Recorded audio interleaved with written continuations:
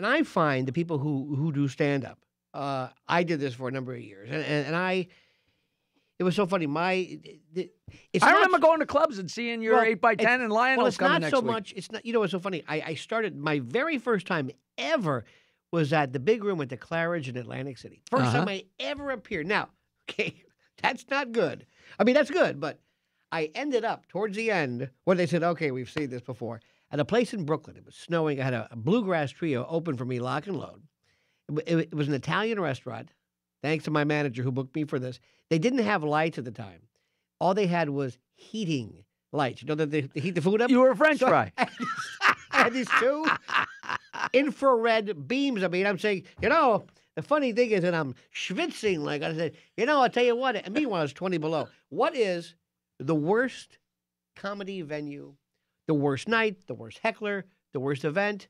Because unless you've been through that, you don't appreciate the highs. It is so funny because they always say don't tell me it's never happened. People say, did you hear Buddy Hackett killed in Chicago? No. Did you hear that Louis Nye had a great show in Los Angeles? No. Yes. Did you hear that Rodney Dangerfield bombed in Kansas City? Oh, yeah, I heard all about because bad news travels. I just heard the other day a comedian friend of mine, Jeff Zabrowski, won $300,000 in a scratch-off lottery.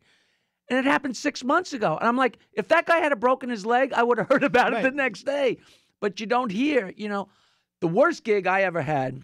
And it's so funny because for years I wanted to share this with the guy that's involved in it, and he had no memory of it. I was working in Tampa, and a guy said, listen. My hometown. I have. Where was it? I was at Giggles in Tampa in 1984. And this guy came up and said, I have a place. I opened in Fort Lauderdale, but the main club is in Atlanta, the Cheetah 3. It's a great strip bar. I guess now it's like 3 blocks, but this is 1983, say. He says, I really want you to work. My guy, Jay Hickman, I think his name was taking a couple of days off. He's long dead, but he was the master of working these strip clubs. And I didn't really want to work it, but at the time I had driven down, I was driving back to New York. I said, I'll stop by and I'll work a week there. And I go there. It's 30 girls. The place opens at 4 p.m, and these guys start giving $1, and every time they give $1 to a girl, she takes something off. So by however long, the girls are all as naked as they're going to get. And at 8 o'clock at night, after these guys have been drinking, tipping, the girls are getting naked and naked and naked. 8 o'clock, the guy pulls all the girls into the back room and says, here's the comedian. I go out after these guys have paid all their money. I walk out. There's a runway. I walk out. They want to kill me, and I'm like, this is the most horrible gig. The girls come out after I'm done, dressed again. So the guys have to start from scratch, tipping the girls, and by the time they're all naked again, he pulls them all into the back room at 10 o'clock and says, "Here's the comedian." And I walk out again.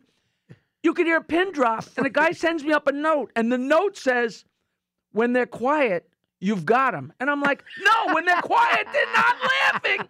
So I get done with this gig, and I'm like, I'm in hell. I am in absolute hell. And the owner, sometimes you think you're doing great, and the owner hates you. Right. I'm doing horrible, and the guy's in love with me. And he tells me, only 2 people could work this room. I've had this club for Jay doesn't do this well. You and Charlie Callis. And finally, a couple of years ago, I ran into Charlie Callis at the Friars Club. I said, Charlie, I've always wanted to ask you, do you remember the Atlanta 3, the Cheetah 3 in Atlanta? He goes, no. I thought I was going to be fun, but it was the worst single gig. And at the time, that song, Go Ahead and Jump, whatever song that was, the only guy that talked while I was on stage, I'd tell a joke. Lionel, I can still hear him. I'm on stage, I tell a joke, the joke's done, and I hear, go ahead and jump. It was like, and that was, I've got 10,000 stories, but that was not a snicker. Do you know, but Jackie the Joke Man, Martling, what that does to you, how that toughens you that up. puts hard bark on you. I like that. There was a book by George Jones, his autobiography called I Live to Tell It All. And I believe he talks about this comedian who they're playing at some kind of an Indian reservation, and he goes, hi, everybody, and nothing, not a crack, not a smile, nothing, just staring straight ahead. And he walks off, and he's disgusted, he's almost crying. And some tribal elder or somebody came up and says, you were really funny. He says, listen, pal, I don't appreciate that. Don't rub it in. He goes, no, we almost laughed. And actually, it's considered rude to laugh. They didn't tell him that. Now let's talk about something else. Also. No, this is too much fun. I was at a place called Charlie Goodnight's 25 years ago, and I was not doing well. And there's a comic line that I got from some old comedian a long time. You know, you have your stock lines that you say when nobody's laughing or when somebody heckles you or something. And I always loved it. And I wasn't doing well. And this is a Southern audience. And I said, next time you people get a chance to be an audience, why don't you pass it up? Yeah. Which is a very funny line. Silence. And the guy in the back goes, well, next time you all get a chance to be a comedian, why don't you all pass it up? And I'm like, what? And then they cheered, Right. you know. All right, we can now. Well, there was another one, too. I worked with a fellow who told me one time, I could not ever handle the bright light where you can't see anybody. Well, that French fry thing wrecked you. Well, that would burn my retina permanently. But the stage light where you can't see anybody. You can't, because there's no, you love the communication. And I worked with a guy who worked years ago in the early 80s when the biggies, Rosie O'Donnell and Belzer and Seinfeld, and he was in a club, and he said, boy, it's rather quiet, but that's okay. It's my job. I've got to kind of work them up.